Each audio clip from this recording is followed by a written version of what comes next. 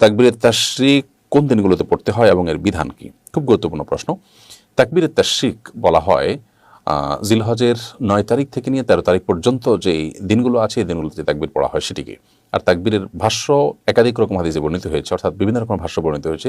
মূল ভাষ্য একই, শুধুমাত্র ১-২টি শব্দের হেরফের রয়েছে। যে কোনটি পড়লে হয়ে যাবে।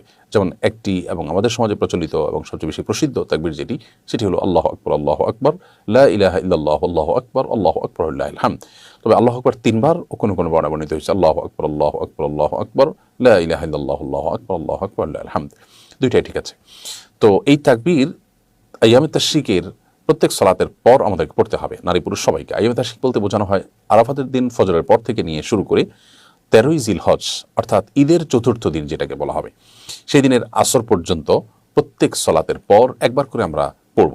সালাতের পর যদি পড়তে ভুলে যাই তাহলে সালাতের পরে যখনই মনে হবে তখনই আমরা পড়ে নিব।